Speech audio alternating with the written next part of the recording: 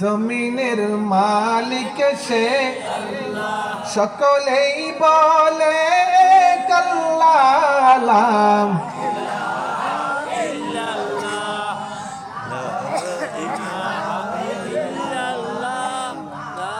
नफस व शैतान दोनों ने मिलकर, दुश्मन कयজন?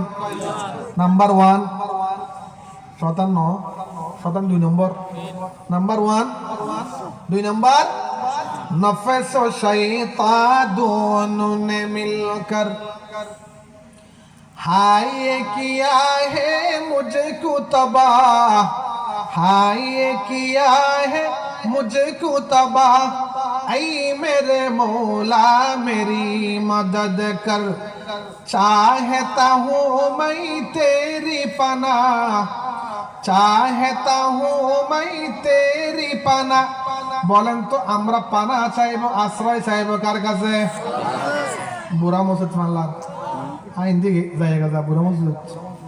বলেন না আশ্রয় দিতে পারে কে? আরে জোরে কে? चाहता हूँ मैं तेरी पनाह,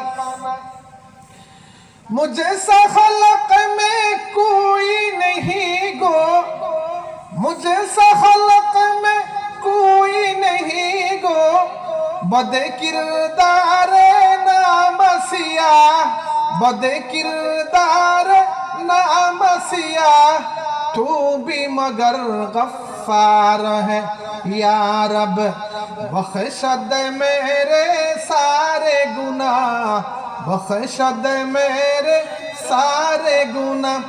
अब तू रहे बस ताद में आखिर, विरद ज़बाई मेरे इलाह, ला इलाहा इल्लल्लाह, जुरे ला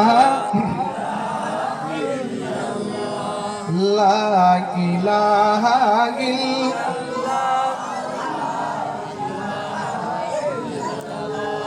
লা ইলাহা ইল্লাল্লাহু মুহাম্মাদুর। কষ্ট হইতেছে জিকির করতে? আল্লাহ কালিমা পড়তে পড়তে যাওয়ার তৌফিক দান করুন। আরো জোরে আমিন। ওয়া কাউলিহিম ইন্না কাতালনাল মাসিহা। জায়গা নেই দি? পিছনে জায়গা নেই?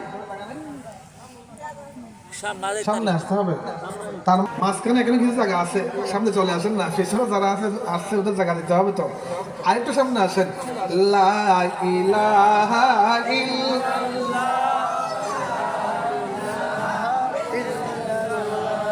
লা ইলাহা ইল্লাল্লাহ। जो शान पे इस्लाम ते वो शान दिखा दे, जिस शान पे इस्लाम ते वो शान दिखा दे। दिल जिससे पलट जाए वो ईमान दिखा दे। ला इलाहा इल्लल्लाह,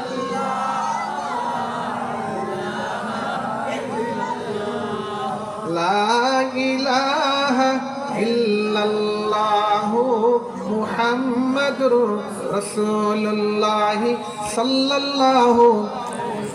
ঈসা আলাইহিস সালামের মায়ের নাম, বাপের নাম নাই। বাপ জোরে বলতে হবে, বাপ। আর জোরে বাপ।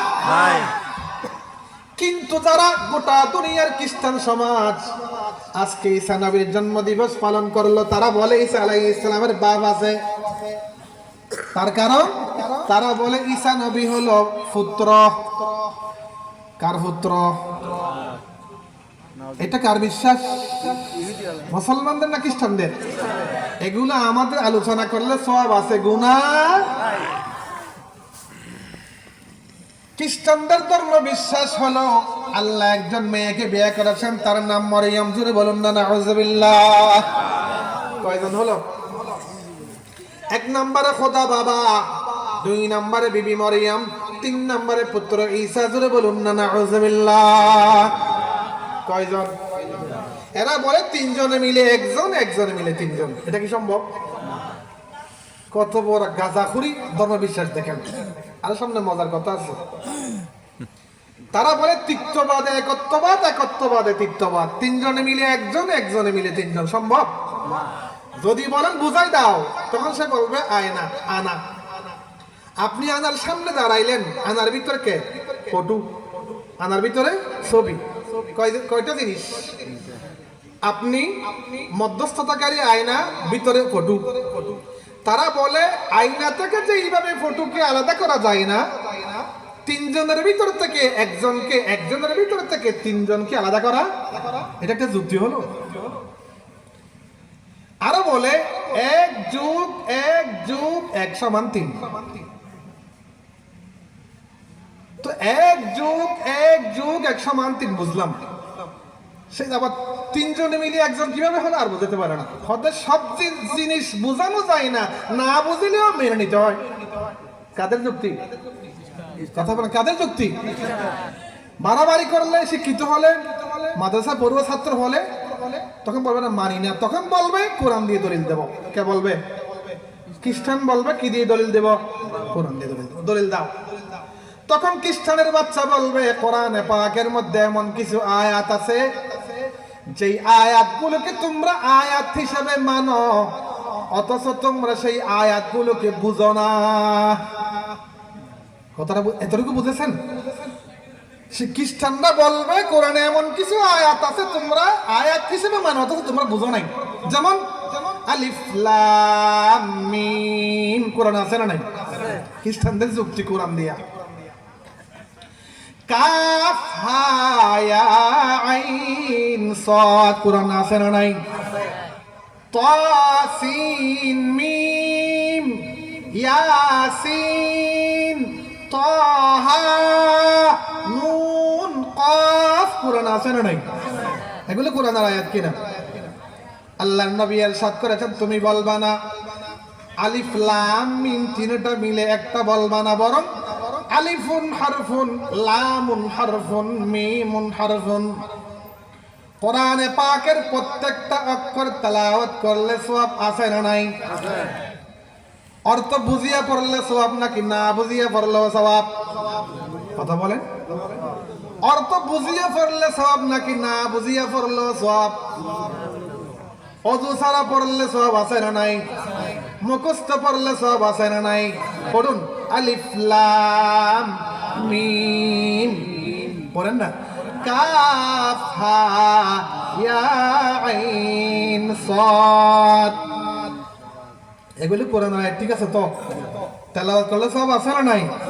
অর্থ না বুঝিয়ে পড়লেও নামাতে, অর্থ না বুঝিয়ে পড়লেও।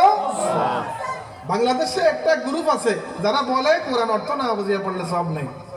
নাউজুবিল্লাহ, কালকে নাস্তা করিয়ে বলি, আর আমার বলো না কেউ কোরআন অর্থ না বুঝিয়ে পড়লে সব আছে না নাই? আমি তো এখানে দেখতেছি প্রতিশতে 99 জন মানুষ কোরআনে পাকের প্রত্যেকটা আয়াতের অর্থ জানে। তাহলে কি কোরআন তেলাওয়াত করলে সব নাই? রাসূল বলতেছেন প্রতিটা অক্ষর, এমনকি আলিফ লাম মিম, এগুলো তেলাওয়াত করলে প্রতি অক্ষরে কয় নাকি?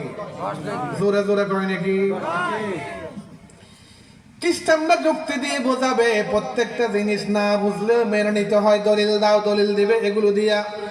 এগুলোকে কোরআন মুফাসসিরিনদের ভাষায় বলা হয় হুরুফে মুকাত্তাআত, বিচ্ছিন্ন এমন কিছু শব্দ যেগুলোর ব্যাখ্যা, বিশ্লেষণ, বুঝার, জানার ক্ষমতা আল্লাহ রেখে দিয়েছেন নিজের কাছে। জোরে বলুন না সুবহানাল্লাহ।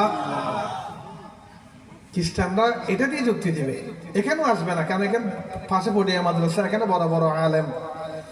যেখানে আলেম নাই, মাদ্রাসা নাই, দাওয়াতের মিশন নাই, পার্বত্য চট্টগ্রাম আমি গেছি, বান্দরবন থেকে 60 কিলোমিটার 70 কিলোমিটার পাহাড়ের ভিতরে, সেখানে কোনো মাদ্রাসা নাই।